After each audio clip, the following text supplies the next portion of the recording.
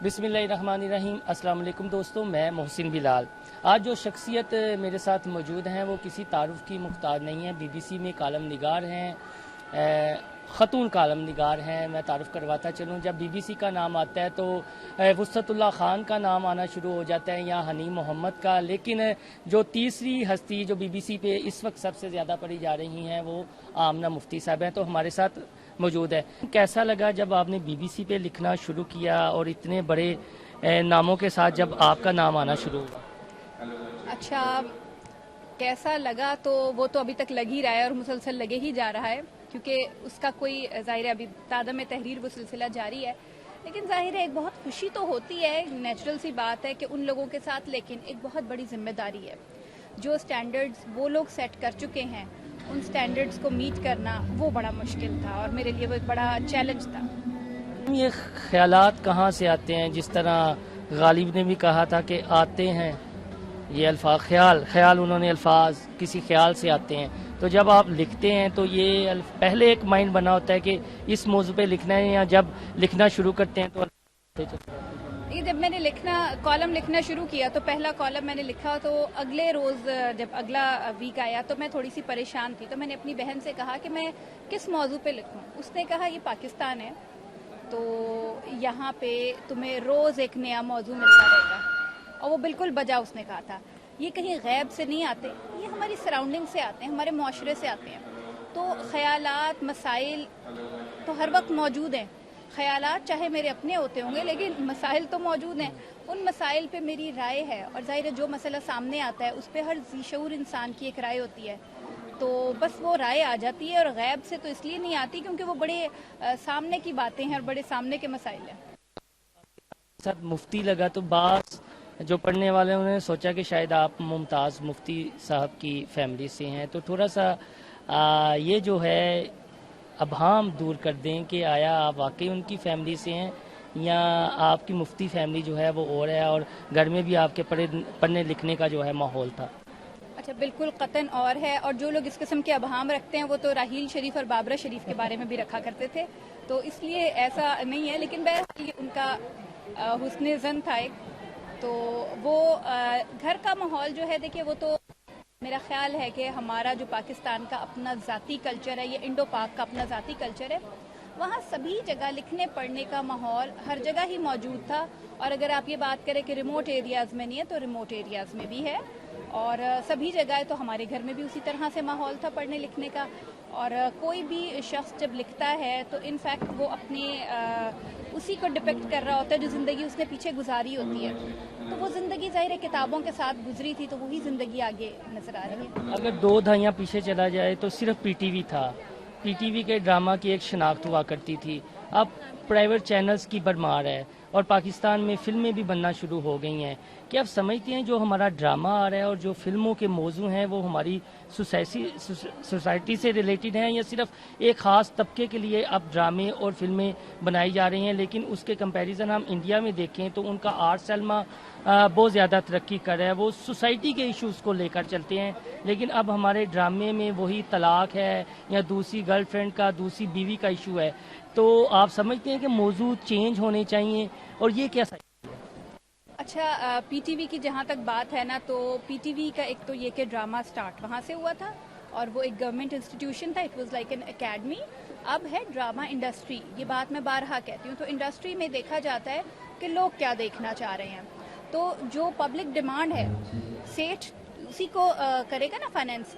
अच्छा, जहाँ तक जिक्र ये है कि तलाक और शादी, तो देखिए ये वो सेफ मौजूआत हैं जिनके ऊपर अगर प्राइवेट मीडिया लिखेगा या दिखाएगा तो किसी को कोई तकलीफ नहीं होगी। अगर हम सियासत या मुख्तलिफ तरह के और जो दूसरे समाजी मसाइल हैं जो आप समझते हैं कि होने चाहिए, अगर उन पे हम लिखेंगे तो एक न्यूज़ नहीं चल सकती, आप समझते ही हैं। तो अगर वहाँ पे एक प्ले होगा जो एक डेलिब्रेटेड है और उसके ऊपर वक्त इतना लिखने वाले का भी लगता है, पैसा भी लगता है, उसमें एक्टिंग भी होगी, तो उसको भी रोक लिया जाएगा।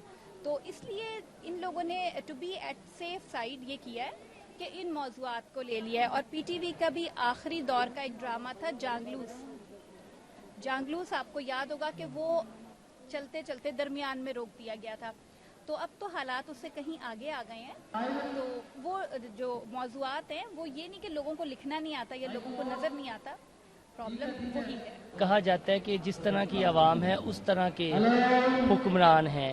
اب آپ نے کہا کہ عوام جو دیکھنا چاہتے ہیں, شاید عوام تو اچھا بھی دیکھنا چاہتے ہیں. اگر ویلنٹائن ڈے کی بات کی جائے, سپریم کورٹ نے پابندی لگائی تو لوگوں نے کوئی ایسا احتجاج نہیں کیا. صرف ان لوگوں کے کچھ احتجاج سامنے آیا ہے, تحفظات تھے جن کا کمرشل انٹرسٹ تھا ویلنٹائن ڈے میں. تو کیا سمجھیں ریاست کو تھوڑا سا کردار ادا کرنا چاہیے. ہر چیز اگر عوام پہ ڈالی جاتی ہے, کتنے فیصد عوام جو ہے وہ شعور رکھتے ہیں؟ تو آپ کی سلسلے میں آخری رائے بتا دیں, آپ کی ذاتی. اچھا, اب یہ اتنا بڑا اتنا جامع سوال ہے. ریاست کیا ہے؟ اگر ہمارے ہاں جمہوریت ہے تو ریاست ہم ہی لوگ ہیں, لیکن چونکہ ایسا نہیں ہے, ایسا نہیں ہے, اور ریاست کچھ اور ہے. یہ آپ کو بھی پتہ ہے, مجھے بھی پتہ ہے, اور سننے والوں کو بھی پتہ ہے کہ ریاست کیا ہے. وہ ریاست بڑا گائیڈ کر چکی ہے ہمیں, آگے بھی کرتی رہے گی. وہ اپنی ذمہ داریاں بخوبی نبھا رہی ہے اور آگے بھی نبھاتی رہے گی. ہمارا جو کام ہے ہم وہ کرتے رہیں گے. اسی طرح علامتی طریقے سے چھپ کے سامنے آ کے ہم شعور دیتے رہیں گے, اور اس دن کا انتظار کرتے رہیں گے جب ریاست واقعی عوام ہوں گے, جب ہم سچ مچ وہی سب کچھ دکھائیں گے جو عوام چاہتے ہیں.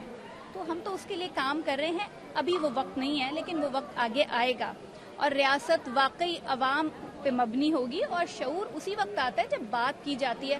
سوال تو کرنے دیجئے, بولنے تو دیجئے. اگر پہلے ہی بڑے ابا بن کے سمجھا دیں گے کہ یہ مت کہو اور یہ کہو, تو پھر بات آگے چلے گی نہیں. جب کوئی خاتون اس طرح کی بات کرتی ہے تو ہمارا جس طرح کا وہ معاشرہ ہے کہ وہ کہتے ہیں کہ یہ دوسروں کو بھی جو ہے وہ ابھار رہی ہیں, دوسروں کو بھی کہہ رہی ہیں کہ آپ نہیں اس طرح کرو. روشن خیالی, لبرلزم, یہ جو ہماری سوسائٹی میں دو انتہائیں ہیں, ایک لبرل انتہا ہے اور ایک جو ہے وہ رائٹسٹ کی. دونوں انتہائی اس پیک پہ ہیں کہ ایک دوسرے کی بات نہیں سنتے, لیکن جو درمیان والا طبقہ ہے, میں ہوں, آپ ہیں, جو نہ اس انتہا کو پسند کرتے ہیں نہ اس انتہا کو, اور میجورٹی اسی طبقے کی ہے, لیکن ہمارے اوپر حاوی یہ دو طبقے ہیں. تو ہماری جیسی جو میجورٹی ہے اسے کیا پیغام دے گی کہ اپنا سوچیں, اپنا لکھیں, اپنا دیکھیں؟ دیکھیے, بات جہاں تک یہ ہے نا کہ خاتون کہتی ہیں, یا دیکھیے ہمارے ہاں خواتین کو آزادی ہے. کہاں تک آزادی ہے؟ جس وقت تک, اب اس وقت جو ڈونر ایجنسیز ہیں وہ اگر آپ کو کچھ دے رہی ہیں اور وہ چاہتی ہے کہ 4-5 بولتی ہوئی عورتیں نظر آئیں, تو جو ٹاپکس انہوں نے دے دیے ان پہ بولنے کی آزادی ہے. آج بھی کوئی آزادی نہیں ہے. اگر آج آزادی مل گئی ہے تیزاب سے جلائے جانے والی عورتوں پہ بولنے کی, تو آج سیاسی شعور یا سیاسی معاملات پہ کوئی عورت بولے گی تو اس کے ساتھ بھی وہی سلوک ہوگا جو کسی آدمی کے ساتھ ہوتا ہے. تو مسئلہ جینڈر کا نہیں ہے, مسئلہ عدم برداشت کا ہے. اور وہ جو دونوں طبقے آپ نے ذکر کیا, فاشسٹ ہی ہو چکے ہیں دونوں طبقے. دیکھیے ان میں سے ایک طبقہ جو ہے وہ سمجھتا ہے کہ ہم عقل کل ہیں, برگرز ہیں انفیکٹ وہ, تو وہ لبرل نہیں ہے, وہ برگر ہیں. تو وہ جو ہے ان کا خیال ہے کہ وہ عقل کل ہیں, بیکاز انہوں نے یہ سب کچھ انگریزی میں پڑھا ہے. انہوں نے رومی کو, انہوں نے عمر خیام کو, انہوں نے ان لوگوں کو انگریزی میں پڑھا ہے. تو وہ اردو میں پڑھنے والوں کو زندہ رہنے کی اجازت نہیں دینا چاہتے, اور وہ لوگ جنہوں نے ان کو اردو میں پڑھا ہے وہ ان لوگوں کو زندہ رہنے کی اجازت نہیں دینا چاہتے جن کو تھوڑی بہت انگریزی بھی سمجھ میں آ جاتی ہے. یہ کچھ عجیب سا کلونیل, نیو کلونیل, کوئی عجیب قسم کا ایک مسئلہ ہے جس کو وقت ہی سالو کرے گا. اور وقت کا سالو کرنے کا مطلب یہ ہے کہ اس میں ہمارے جیسے لوگ جو ایک درمیان کی بات کرتے ہیں وہ اپنی بات کہتے رہیں. ان لوگوں کا جواب دینا اپنا وقت کھونا ہے. نہ اتنی شدت اچھی ہے, نہ جو آزادی وہ چاہتے ہیں وہ آزادی نہیں ہے. انفیکٹ وہ ان کی مرضی کی آزادی ہے, جو بھی کچھ ہے, واٹ ایور اٹ از. اور ادھر جو پابندیاں ہیں وہ بھی ان کی مرضی کی پابندیاں ہیں. تو یہ دونوں چیزوں کے درمیانی رستہ, آپ کا جیسے کہنا ہے کہ میجورٹی ہے, تو majority is authority. In the end will gain the authority and will allow both these sects to speak. ہم ان کو بولنے سے کبھی نہیں روکیں گے, یہ بولتے رہیں گے, یہ موجود رہیں گے, اور یہی ہمارے ہونے کا بڑا ثبوت ہے. جی بالکل, آمنہ مفتی کا لاسٹ میں پیغام یہی ہے کہ بولیں. آپ کو بولنا آپ کا حق ہے, آپ بولیں, چاہے آپ دو طبقوں کے درمیان ہیں, برگر طبقے کے درمیان یا دوسرا جو میجورٹی ہے جسے ہم رائٹسٹ طبقہ بھی کہتے ہیں, لیکن اس کے درمیان جو میجورٹی ہے ہم جیسوں کی, انہیں بولنا چاہیے اور حق بات کہتے رہنا چاہیے.